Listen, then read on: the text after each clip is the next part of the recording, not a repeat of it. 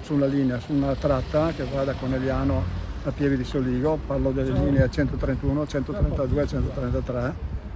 Sono linee che dopo le 16 ci sono dei personaggi che non permettono una regolarità del servizio.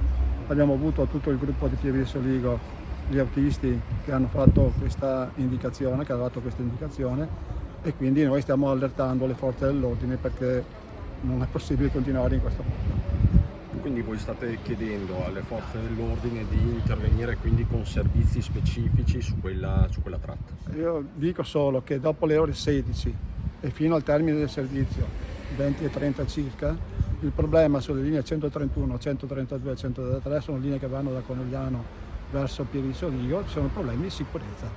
Gli autisti hanno fatto ovviamente ci hanno dato tutte le indicazioni del caso e noi le stiamo trasferendo alle forze dell'ordine. Ecco, ci sono degli autisti che faticano proprio a salire a bordo, che si rifiutano di fare quella linea? No, sono tutti gli autisti di quel gruppo di Pieve di Soligo che hanno dato queste indicazioni. Noi ovviamente siamo consci che quello è un problema serio e quindi siccome l'ordine pubblico è preposto ovviamente alle forze di polizia, e chiediamo alle forze di polizia di intervenire. Le tratte sono quelle che ho indicato, l'orario delle 16 alle 20 circa. Intende coinvolgere la prefettura a questo punto? Sì, sicuramente sì.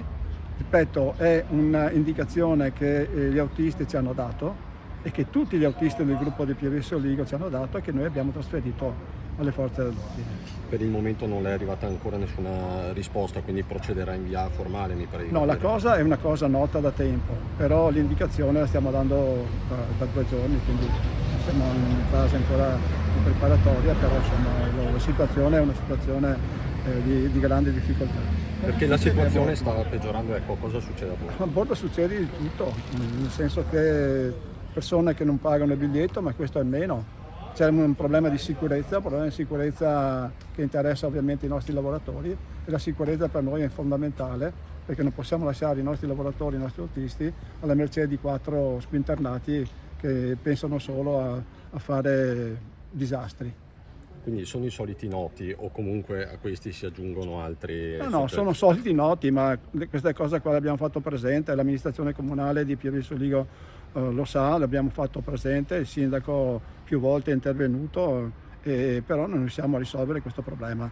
Il problema adesso sta diventando ancora più importante e più difficoltoso, nel senso che gli autisti hanno ormai manifestato un'insofferenza che capiamo benissimo. Temono di essere aggrediti, immagino.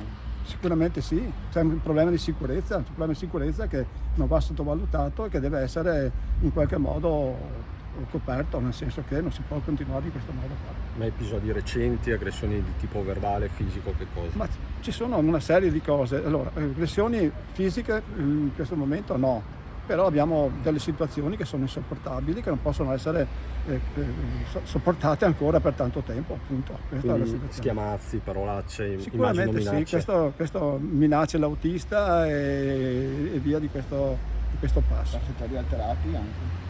Credo di sì, quindi la dimostrazione che gli autisti hanno fatto delle comunicazioni all'azienda che sono in difficoltà a gestire queste 3 linee che hanno ovviamente un servizio che interessa Conegliano e Pieve di Soligo. Quindi immagino che chiedano anche trasferimenti e robe di questo tipo, di essere adibiti ad altre linee. Quindi No, per il momento no, però è un problema che va posto sotto osservazione e abbiamo ovviamente indicato alle forze dell'ordine che questo è un problema serio. Quindi